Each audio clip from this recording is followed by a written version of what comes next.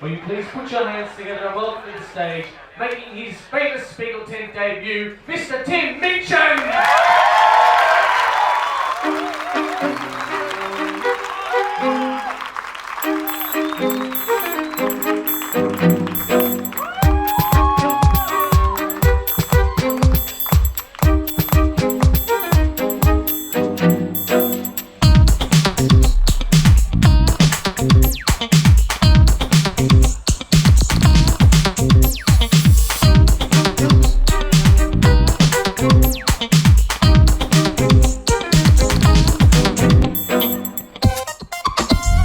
This is an introductory song designed to create a sense of excited anticipation. This is an introductory song. Introductory song. Duck. Excited. Duck.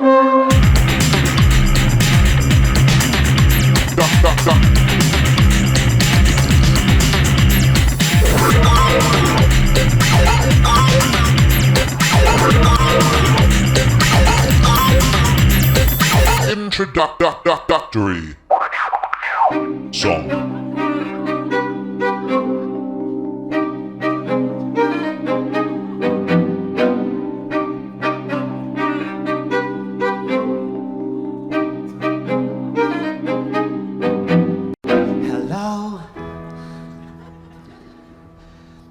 Welcome to my show. I'm glad that you could come.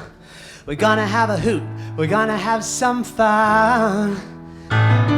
Sit back, put your feet up and relax. Hope you've had a drink or three. The more you've drunk, the better I will be. And if you have a mobile phone, please turn it off.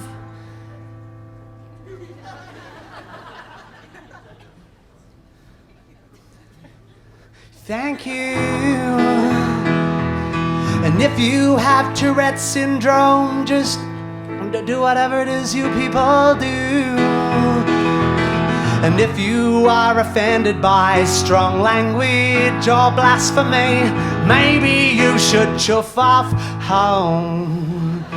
'Cause it's only gonna get worse, only gonna get worse, only gonna get worse from now on. Cunt. My name is Tim, I write funny songs and sing. And if you don't think funny songs are funny, well, I respect your right to think exactly what you like, but you're sure as shit not getting back your money. And if you write for a newspaper, I'd just like to say that I read your publication every single day. And I agree with absolutely everything you say. I think you're the most perspicacious and delightful, eloquent, insightful writer, writing on the subject of the arts. But if you write a bad review, I promise you I'll come round to your house and lay turds in all your potted indoor plants. I'll lay turds in all your plants. Your indoor plants, your potted indoor plants. Hello, and welcome to my show. I'm glad y'all could come. It's time for a little audience participation. Sing yeah, sing yeah, sing yeah. Sing ooh yeah. Sing I am an audience member. Oh, why are you making me sing? You self-indulgent wanker. Just get on with the fucking show.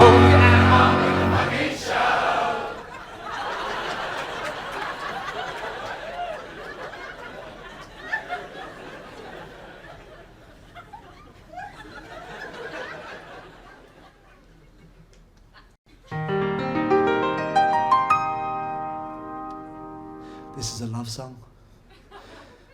Your love for me is not debatable. Your sexual appetite's insatiable. You never ever make me waitable. Delectable, inflatable you. You don't have problems with your waitable. You never steal food off my plate at all. I never have to masturbate at all. Unstoppable, inflatable you. You never seem to menstruate at all. So you're not angry when I'm late at all. I feel permanently fillatable, unpoppable, inflatable you. With you in my arms, I feel we could just float away. With the right kind of gas, I might even try it someday. In this ocean of life, I'm never afraid I might drown. We could just float forever, whatever the weather, whenever my inflatable love is around. Your thighs and buttocks are so holdable. You always do just what you're toldable. And if we argue, you just foldable. Controllable, consolable you. My mates all reckon you are suitable. I took you round to watch the football, and Steve and Gary said you're rootable, refutable, commutable you. You're never sensitive or tickly. When I rub you, my skin goes prickly. It's known as static electricity. Felicity when I'm kissing you. Your skin is so smooth, I couldn't afford you with hair. You have all the holes real girls have got, +1 for the air. Your problems are simple, I don't need my master's in psych to know if you get down. I just perk you right up with a couple of squirts at the pump of my bike. You never wake up when I snore at all, a trait which I find quite adorable. You have a box and you are storable, ignorable, backdoorable you. Any sexual position's feasible, although you don't bend at the knees at all. Your hooters are so firm and squeezable, increasable, uncreasable, yeah. You don't complain about my hairy back, no, about the inches that downstairs I lack. You're not disgusted by my furry crack. Burt Bacharach, Jack Kerouac, ooh. Now birth control is not an issue, no. I clean it all off with a... I bet my jealous friends all wish you were insatiably, inflatably theirs. Piano solo.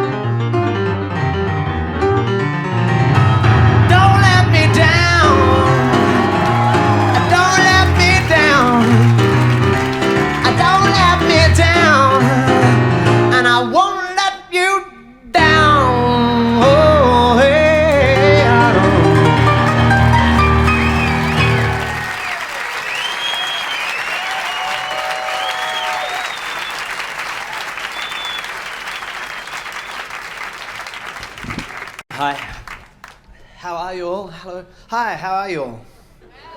Great, looks good.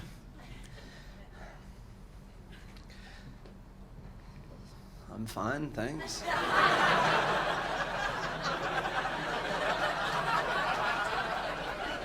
It's always about you guys. I lied. First thing I said, and I lied because I'm not that well. Maybe here I got a bit of a sore throat.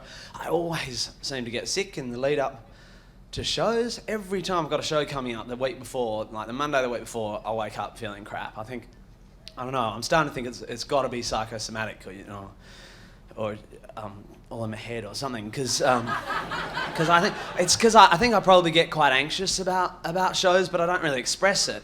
But I think the anxiety sort of has to manifest itself somewhere, so I think I kind of repress it, and it sits there, the anxiety in the bottom of my stomach, and sort of grows into a sort of black, pulsating sort of ball of stress, and it grows and mutates and pulsates and eventually manifests itself in a disease, which I fight with echinacea.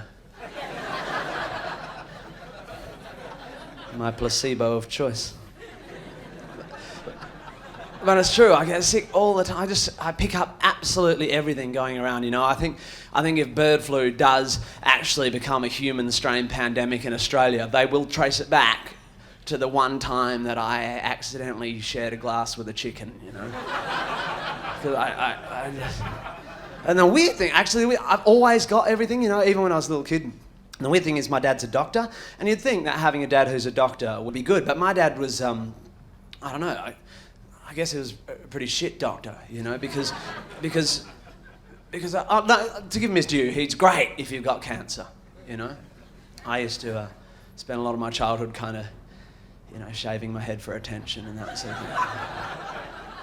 Because it was quite rough, I'd be feeling really sick. When you're little, how sick you feel when you're sick, and I'd go to Dad, and Dad, I feel so sick, and help me, I've got a blocked nose and my head's all woozy, and I've got a sore throat, and I think I feel really sick, Dad. Father. And it'd just give you that look, that look that just sort of said, come back when you've got cancer.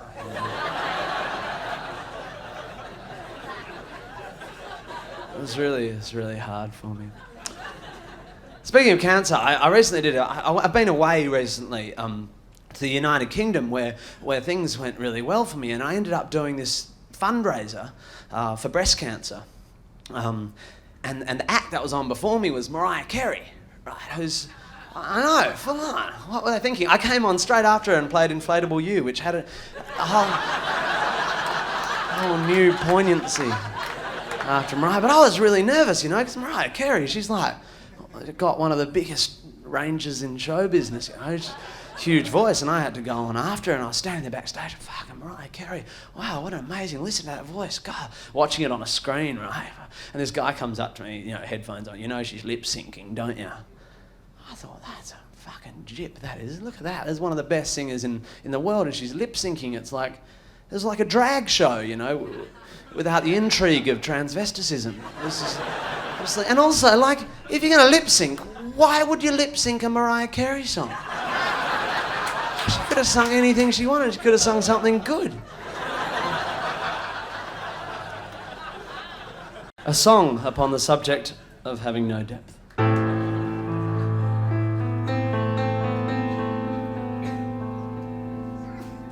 He doesn't have a problem with drugs. He just doesn't do them. He's fine that his mates have tattoos, but he reckons they'll rue them. He likes going to pubs, but he hates it when the music's too loud. He tends not to go to rock concerts, cause he can't stand the crowds. But all he's ever wanted to be is a rock star on Rage or MTV. But he knows that it's not very likely. He's just turned 30. He knows that he will always be a rock and roll nerd. He'll keep writing songs the world will never hear. Though they won't be heard, he'll just keep writing. Oh yeah. But you see, the problem is he always dreamt of being a star, but he learned piano instead of guitar, which in the 90s didn't get you very far. So while the other kids were learning Stairway, he was the piano to their forte. But he was convinced one day he'd rock their fucking asses and be an icon for the disenfranchised masses, and grow his hair long and rebel against the state. But just for now that'd have to wait, 'cause he's running late for his morning classes, and he will always be a rock and roll nerd. He'll keep playing gigs that no one knows about, and though it sounds absurd, he'll just keep playing. Oh yeah, but you see the problem is there's not much depth in what he's singing. He's a victim of his upper middle class upbringing, so he can't write about the hood or bling bling. So he sits and imagines his girlfriend is dead to try and invoke some angst in his middle class head. But she's always fine at 9:30 when they go to bed, and he's not spent a single night in prison. He has no issues with nutrition, he has no drinking problem and no drug addiction, unless you count the drugs they put in chicken. And marijuana always tends to make him cough. He doesn't look good with his t-shirt off, but when he tries to act tough, you can tell he's tricking. While his mates all go out late, popping pills and having fun, he goes home and showers and gets a good 8 hours. He gets his thrills from his morning run. And while his mates all go on dates, taking speed and drinking cans of Bane, he stays home and cooks, curls up with a book with the girl he's had since he was 17. Because he's never really been part of the scene. While the other kids like Gunners, he like Queen. He's more into Beatles than the Stones, he's more Stevie Wonder than Ramones, and he's never owned a panel van. He never shot a Sepultura fan. He doesn't know the difference between metal and thrash. He couldn't tell you nothing about Axl and Slash. He likes Ben Folds and the Jackson 5. He knows all the words to Staying Alive. And though he wants to be all grungy and cool, he spent 11 years at a private school. So it don't matter how he tries, he cannot hide behind his rock and roll lies. 'Cause you've either got it or you don't. Yeah, you'll either rock it or you won't. Yeah, you've either got it or you don't. Yeah, you either rock it or you won't. He knows that his music lacks depth, but it just can't be helped. He has nothing interesting to say, so he writes about himself. But he doesn't want to seem self-obsessed, so he writes in third person. In an attempt to seem more rock and roll, but he knows it's not working. And deep in his heart he knows that he'll never be Jet or Eskimo Joe.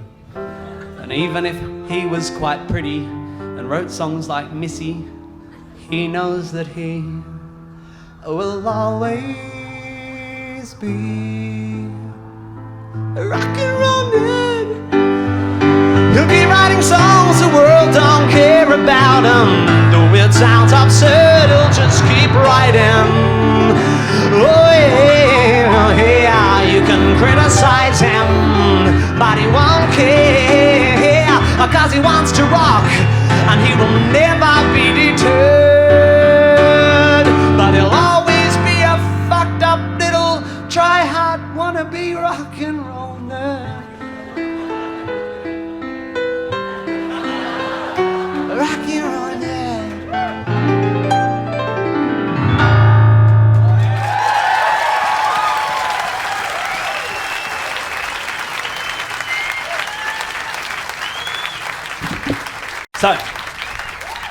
So now I've got all the kind of famous people I know out of the way, and you're thinking I'm really cool.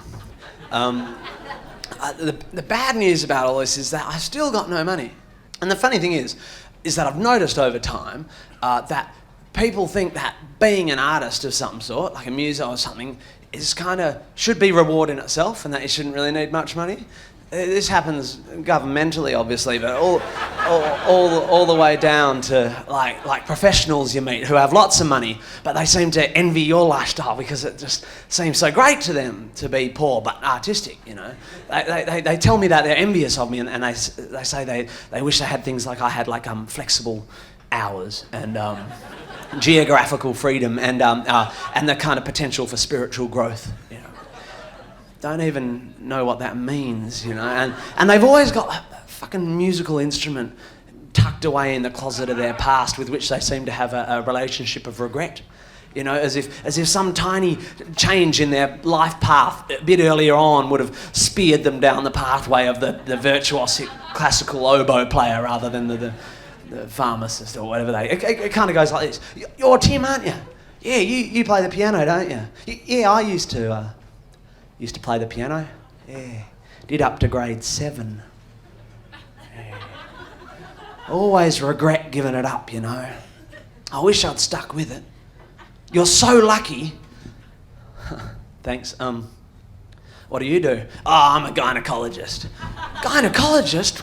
Wow, yeah, I used to play truth and dare with my cousin. Yeah, I once stuck a shoehorn up her fanny. I wish I'd stuck with it, you know. You're so lucky.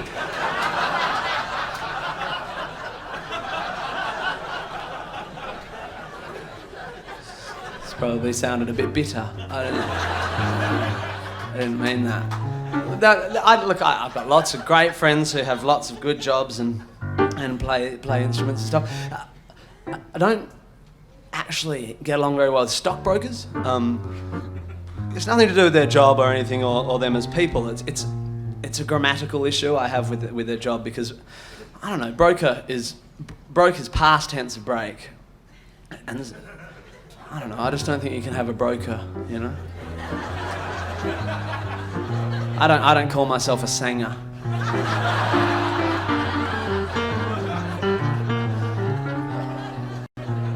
So this is a beat poem I wrote about a conversation I had with a stockbroker, and it's called Mitsubishi Colt.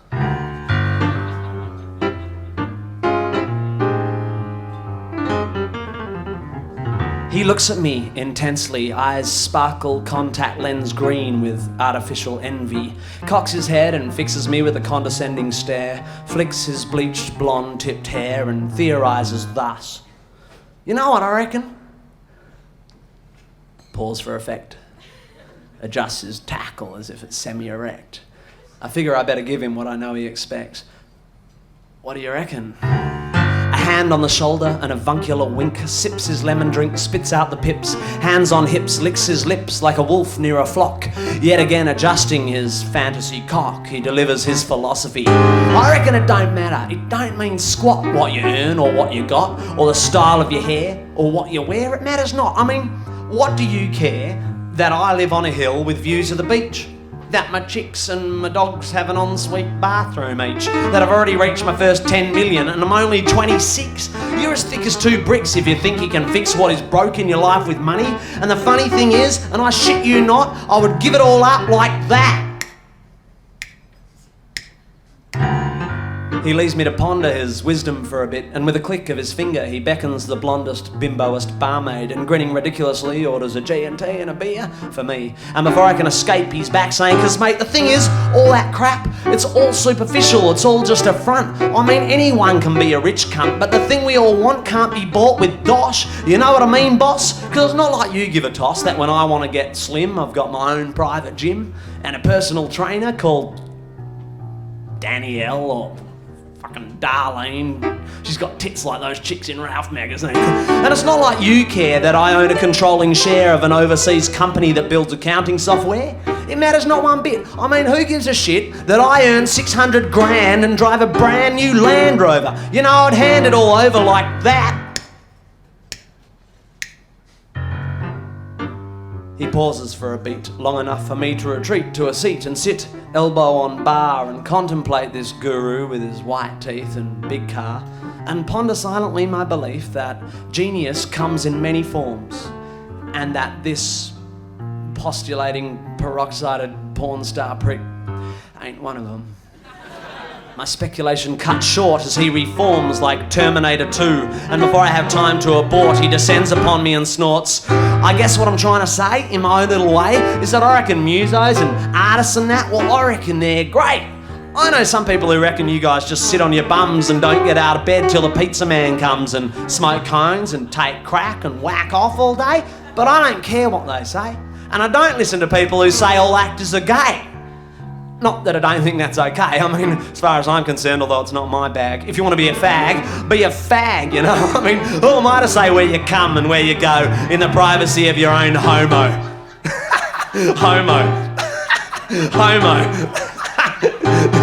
He's shitting me now. And my eyes start to glaze, and through the haze of my anger I notice his G&T is gone, and he's starting to dribble as he dribbles on and fucking on. But you musos are alright. I don't know much about music, but I know what I like. And I reckon I'd give it all in to be like you, Tim.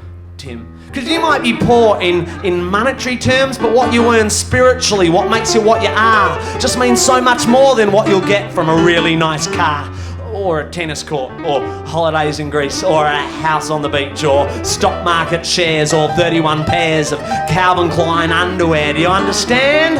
Jim, you are a wealthy man, and mate, I don't want to piss in your pocket, but I've got to say, before I get on my way, that honestly, and I'm not having you on, I reckon one day you could play piano as good as Elton John.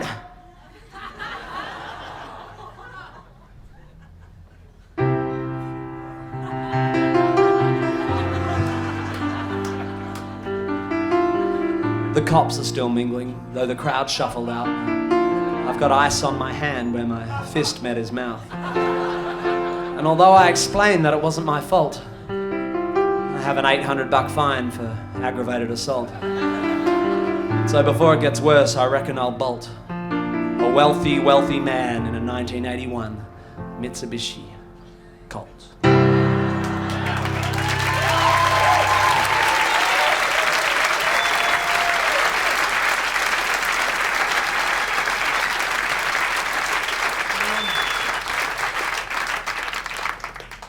So, Palestine. I mean, things are just really bad over there, and they have been for ages, and it's really the source of all the kind of Jewish Arab conflict. It's where it all began, and it's where it seems to be there to stay, you know, and it really worries me that the Jewish people and the Muslim people just can't seem to get along, and you think about it and think, what are they doing wrong? How are they going to generate some kind of lasting peace? And I was thinking about this watching the news the other day, and I thought maybe all they need is a really good peace anthem. So I've taken the liberty of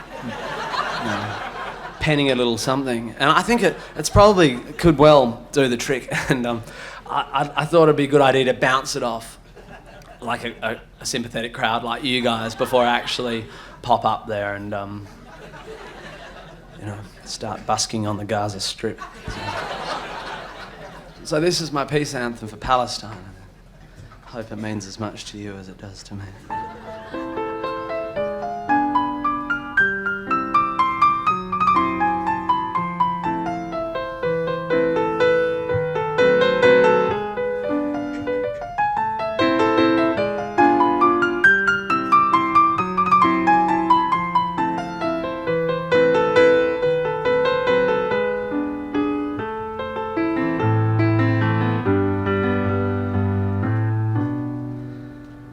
We don't eat pigs. You don't eat pigs. It seems it's been that way forever.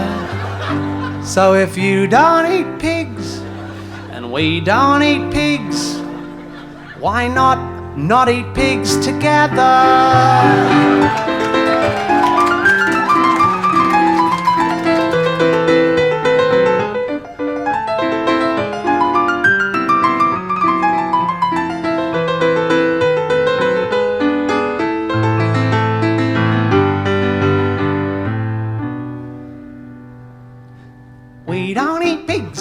You don't eat pigs, it seems it's been that way forever. So if you don't eat pigs, and we don't eat pigs, why not eat pigs together?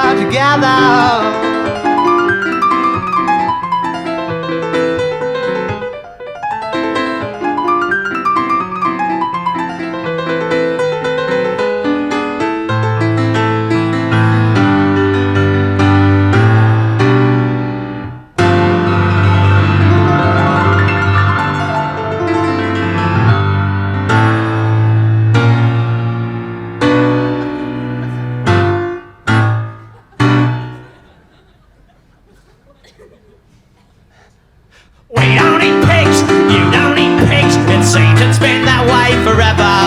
So if you don't eat pigs, sing, and we don't eat pigs, why not eat pigs together? Why not eat pigs together? Why not eat pigs? Rock.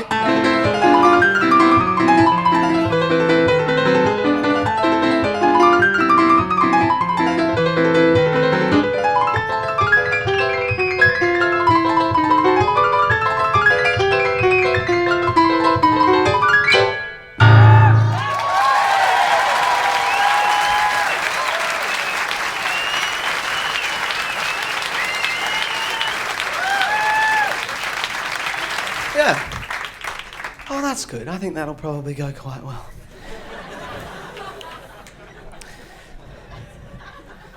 One rather humorless reviewer in the UK said that was about as funny as a suicide bomber. He obviously doesn't watch the suicide bombers I watch.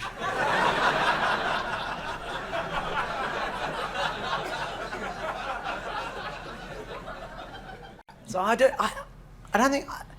think I repress a lot of stuff, like not just my anxiety and stuff, but my anger and things. Like I'm really non-confrontationalist, right? So I tend not to tell people when I'm feeling cross with them or whatever. And I think surely, that it's probably I suffer because I don't want to hurt other people's feelings or something. So I went and saw a psychologist recently and talked to him about this, and he agreed that I need to find a way to express myself more, when I feel angry with people. So what he said I should do is write my feelings down, that way expressing myself without confrontation. So I've done that. I've written sort of some of my feelings down in a poem, and I think it might help to kind of do it for you guys.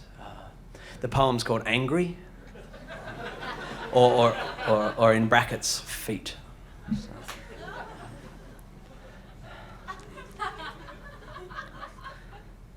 Bit nervous.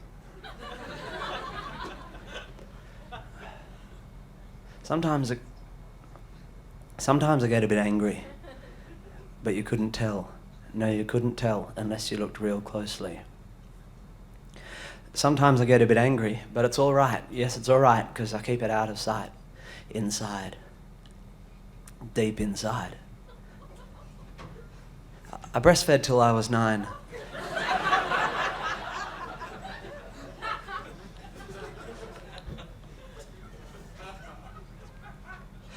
Which my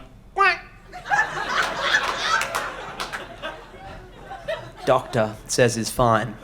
And he also says I deal with anger better if I wrote about myself in a poem or a letter. My mother was a fucking bitch. Caring lady. She taught me all I know. Although I was a little slow, she never gave up. She never let me slap down. Although she spent a lot of time at the neighbour's house when my dad was out of town.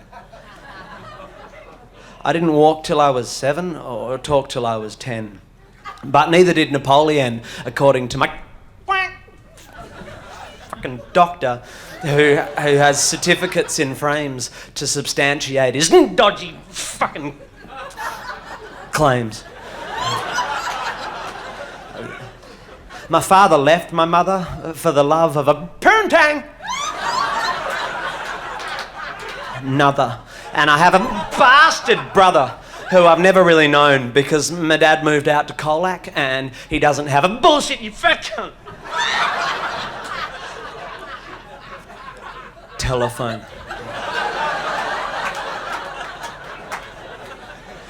In primary school, I had trouble making ashtrays.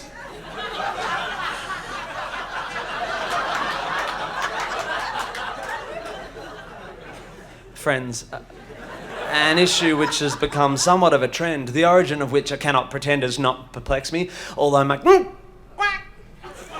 fucking doctor says it's cool and that loads of fat prick, fuck you!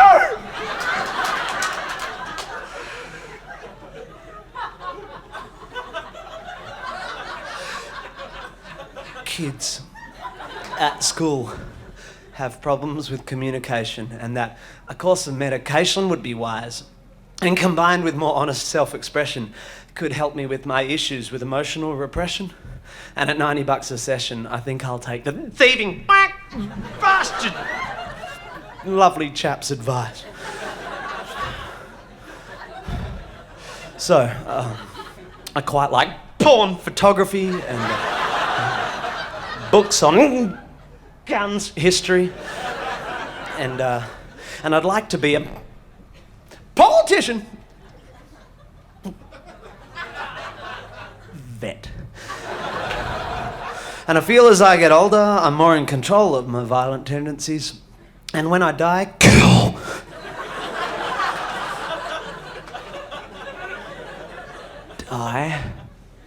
I'll have no regrets. And I feel that all this writing is really puffy exciting, and my fucking doctor would be proud because I feel a lot less angry and I'm saying stuff out loud and I'm letting anger out. Like today in our last session when I taught the a lesson because he said I'm not progressing, said I wasn't moving forward, so I said, well, let's see how you move without your fucking legs. And I tied him to his chair and I pulled out my machete and I listened to him beg, and then I cut his fucking feet off. And while he lay there bleeding, I used his feet to kick him in the head.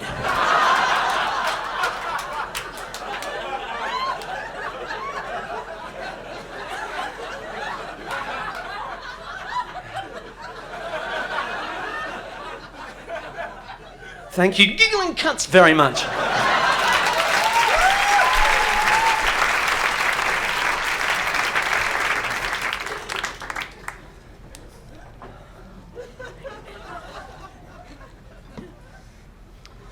Right, yeah, look, if anyone's been offended by anything so far this evening, or even like, you know, you thought, well, that was a bit rough or whatever, or if you're particularly religious, you know, adhering to any of the real, you know, monotheistic doctrines, you might want to pop out for about 5 minutes. This is a song about anal sex and God. It's called 10-Foot Cock and a Few Hundred Virgins. So you're gonna live in paradise with a 10-foot cock and a few hundred virgins. So you're gonna live in paradise with a 10-foot cock and a few hundred virgins. So you're gonna sacrifice your life for a ride on a UFO. And when the Lord comes down with his shimmering chariot of salvation, you're gonna be the first to know. Wow.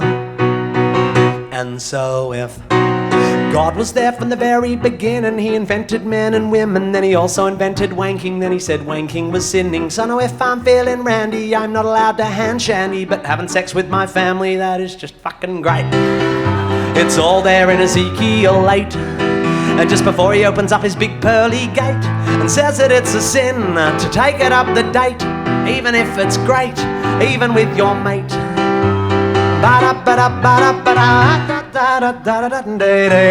So you're gonna live in paradise with a 10-foot cock and a few hundred virgins. So you're gonna sacrifice your life for a shot at the greener grass. And when the Lord comes down with his shiny rod of judgment, he's gonna kick my heathen ass.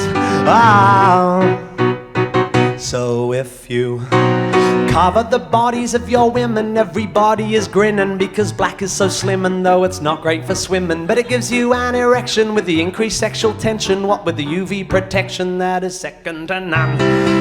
You'll find it all in the Quran, just next to the bit that justifies guns and says that it's a sin to take it up the bum, even if it's fun, even in the scrum.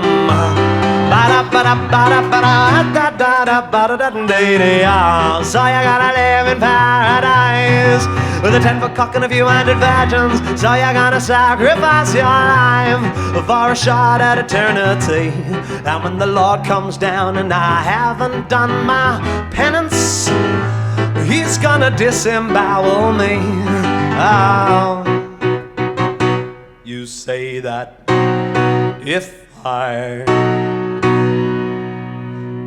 stumbled on a watch, I'd assume it had a watchmaker, that a muffin presupposes a baker, so he must agree sooner or later that this proves there's a creator. So if I put my foot in a stinker, you'd assume the existence of a sphincter, thus you don't need to be a great thinker to conclude that God's a bum, which negates the words of Genesis 1, which make him out to be so much fun, until Adam succumbed to temptation, and then his only son got nailed to a gum, or the Middle Eastern equivalent, which suggests that God's omniscience is nullified by his ambivalence, unless it turns out that he's impotent. And if God can't get a boner, I guess that explains the plethora of huge erections in his honor, because we all know a steeple's just a subconscious compensatory manifestation of a huge stiff penis, and still he tells us that it's heinous to stick a penis up your anus, even if you're famous, even if you're good at tennis. So you're gonna live in paradise with a 10-foot cock and a few hundred virgins. So you're gonna sacrifice your life for right on your UFO. And when the Lord comes down with his big, stiff, slimy rod of judgment, oh, I'm gonna be the first to know. He's gonna send me down below. He's gonna whip me like Mariah Little Ho. I'm gonna be the first to go.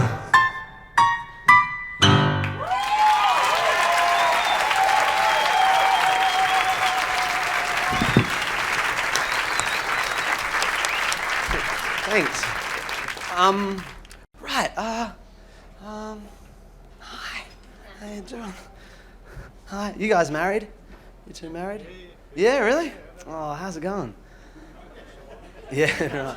It's good. Yeah, I like it. I got married to my wife, I guess.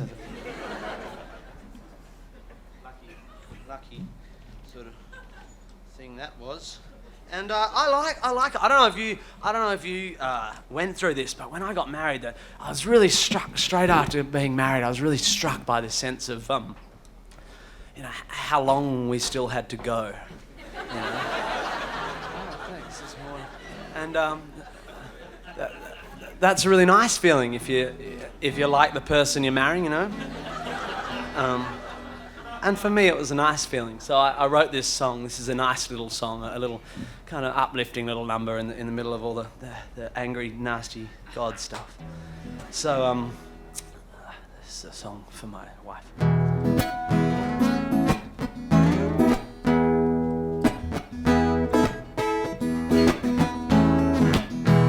We've got years ahead of us. We've got people who care for us. We've got Sunday morning coffees in the sun. We got Monday night television. We've got years of happiness.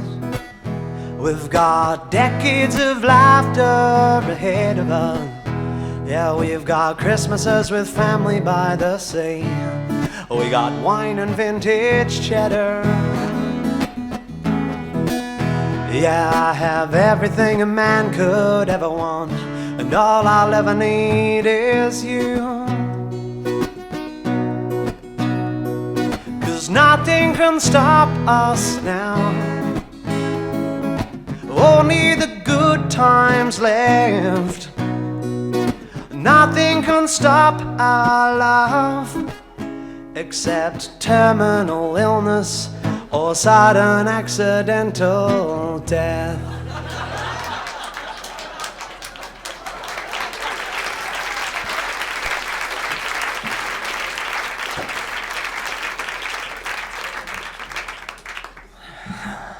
never gets a huge laugh, that one. That was good though, you guys seemed pretty open to that sort of stuff.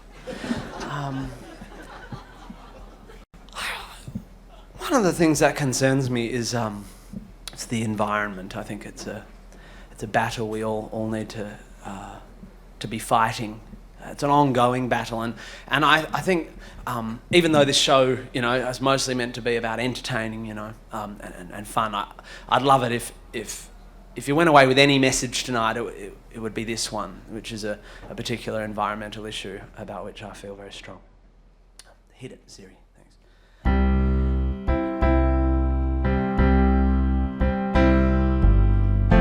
Take your canvas bags when you go to the supermarket.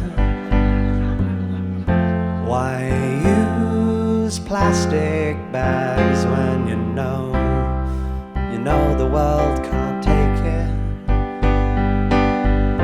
Take your canvas bags when you go to the supermarket, market.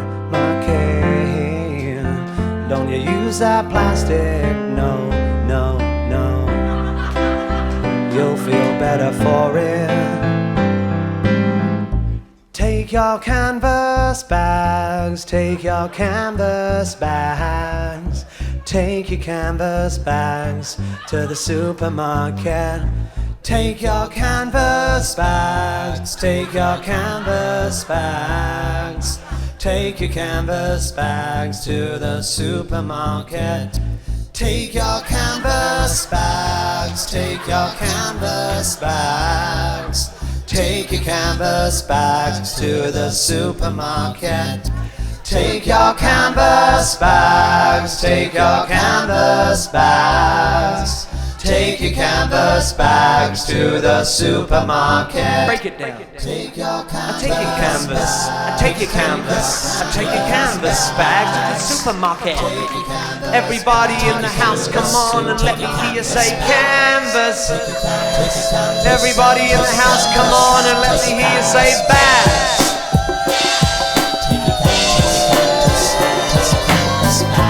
Take your canvas bags, take your canvas bags, take your canvas bags to the supermarket. Think about the world and how the world would be fantastic if we could get rid of all the plastic. We just need to get enthusiastic, organise a competition, gymnastic, or a bag-making comp at your school. Fuck it, make it interscholastic. Canvas is for everyone, whether you be rebellious and iconoclastic, or conservative, or ecclesiastic. I don't care if you're loud and bombastic, or quiet, or virtually monastic, sober, or on the floor spastic, a yoga master, or completely inelastic. I'm not trying to be ironic or sarcastic. Do something drastic to rid the world of plastics. Take your canvas bags, take your canvas bags, take your canvas bags to the supermarket. Blackout. Fuck yeah.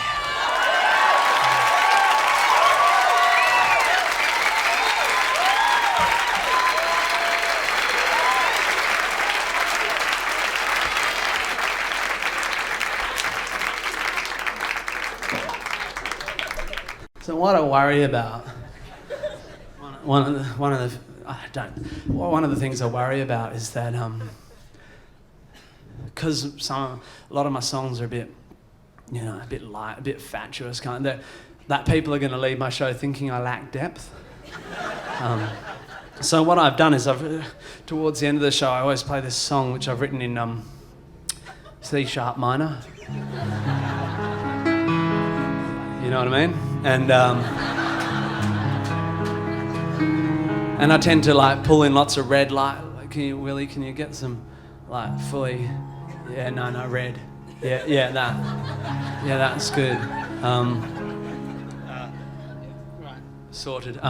You know, and I think people generally leave my show, you know, hopefully having had a good time and stuff, but also thinking, yeah, that guy, you know, he's really deep. So this is a song called Darkside, and I'll see you at the other end. I can have a dark side, If you want me to, I can have a dark side. I can develop my brooding potential. If pain's what you want in a man, pain I can do. I can have a dark side too. I can have a dark side.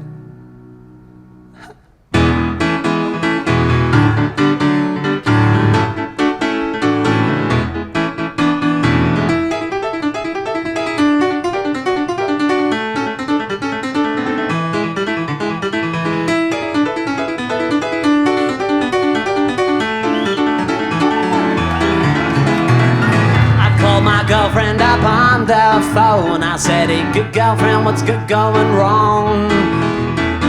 She said, I'm breaking it off with you. I feel as if the mama magic is gone. I said, hey baby, what you talking about? I thought that everything was just fine. She said, that's exactly the point. I just get so annoyed how you're so happy all the time. I need somebody deeper than you, someone with a little third dimension. I said, well, I can have a dark side if you want me to. I can have a dark side.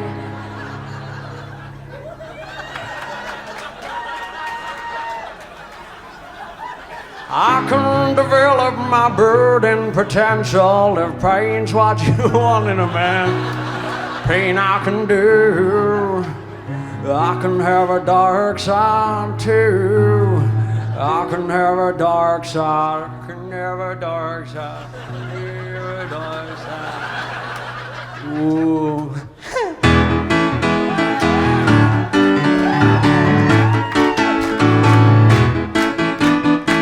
Everyone starts clapping there, but then I'm gonna play a solo and I can't keep time. So shut the fuck up.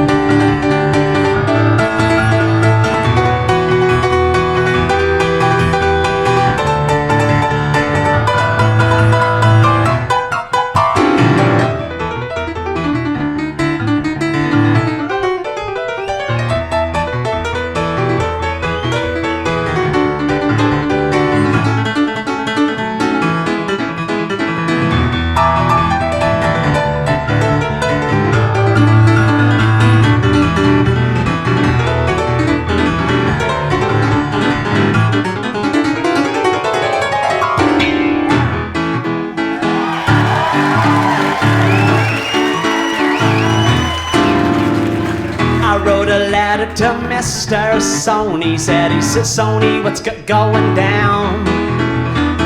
I got a record and I reckon it's wicked, and I think you should spread it around. He said, hey Tim, I quite like your work. He said, it's clever and quirky, but I promise you this, you could be clever as Voltaire, but it won't get you nowhere if you wanna sell discs. Clever never made no one rich. It doesn't appeal to the teenage market. The teenage market. Well, I can have a dark side if you want me to. I can have a dark side. I can reveal my tortured internals. If pain's what you want in a man, a pain I can do. I can have a dark side too. I can have a dark side too. Jeremy's spoken.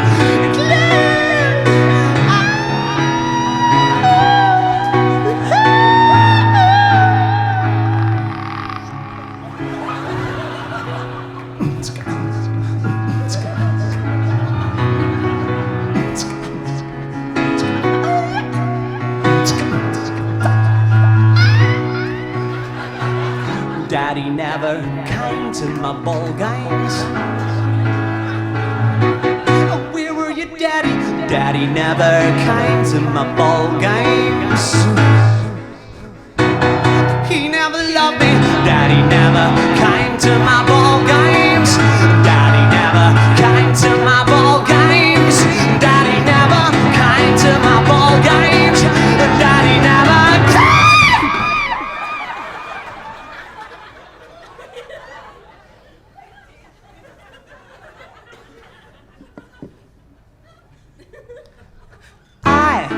I can have a dark side if you want me to, if you want me to. Yeah, I can have a dark side if you want me to, if you want me to. Yeah, I can have a dark side if you want me to. Can't do both at the same time. Hit them lights, fucking go. Make them go, woo! I can have a dark side if you want me to, if you want me to. I can have a dark side if you want me to. I can have a dark side too. I can have a dark side if you want me to. Hey. Rock.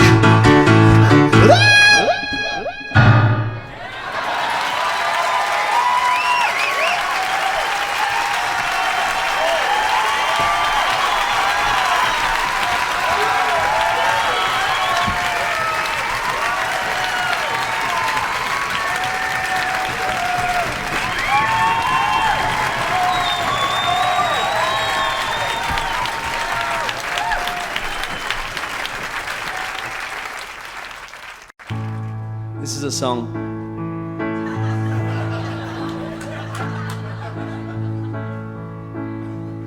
This is my earth, and I live in it. It's 1/3 dirt and 2/3 water, and it rotates and revolves through space at rather an impressive pace, and never even messes up my hair. And here's the really weird thing: the force created by its spin is the force that stops the chaos flooding in.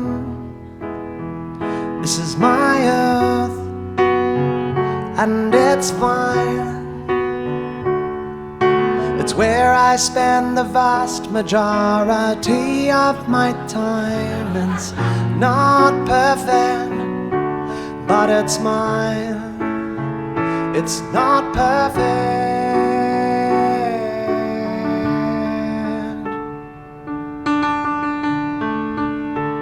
This is my country, and I live in it.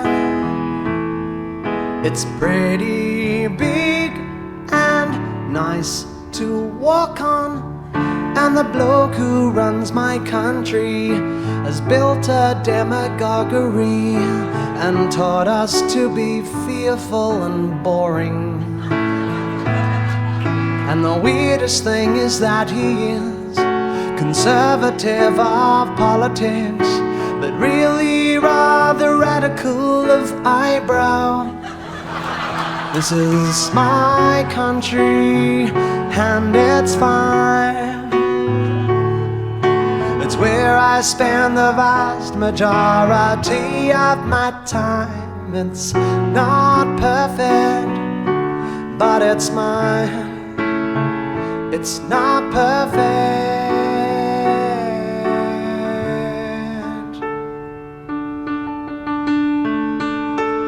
This is my house, and I live in it.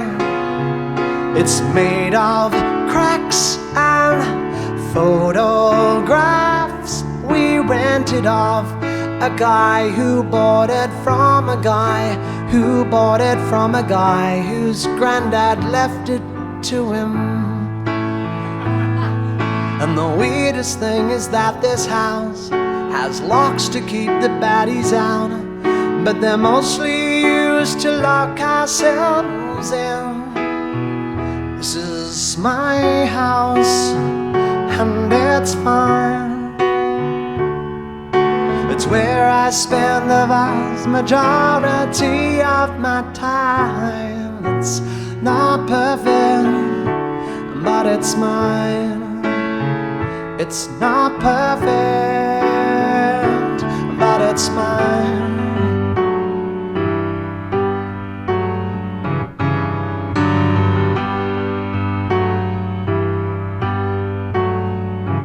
This is my body, and I live in it.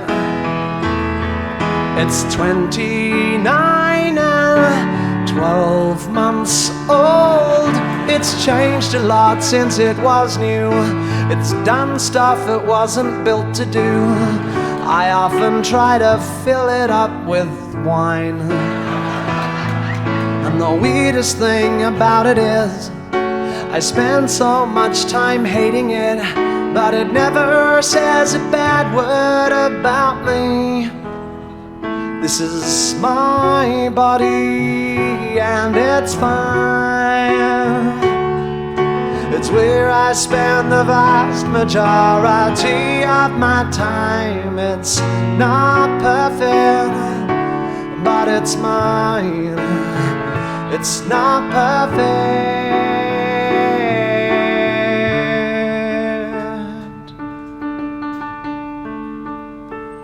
This is my brain, and I live in it. It's made of love and bad song lyrics. It's tucked away behind my eyes, where all my fucked up thoughts can hide. 'Cause God forbid I hurt somebody. And the weirdest thing about a mind is that every answer that you find is the basis of a brand new cliche. This is my brain, and it's fine. It's where I spend the vast majority of my time. It's not perfect, but it's mine. It's not perfect, but it's mine. It's not perfect. I'm not quite sure I've worked out how to work it. It's not perfect, but it's mine.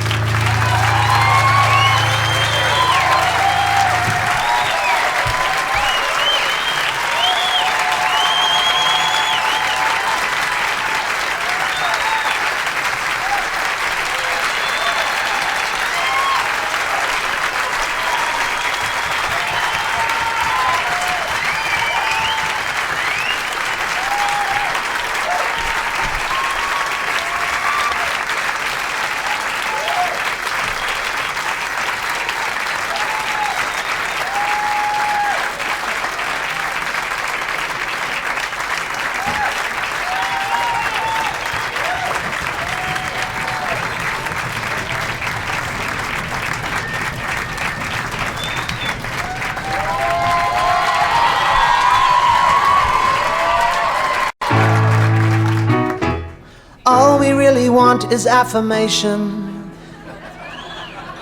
Affirmation's all we're working for.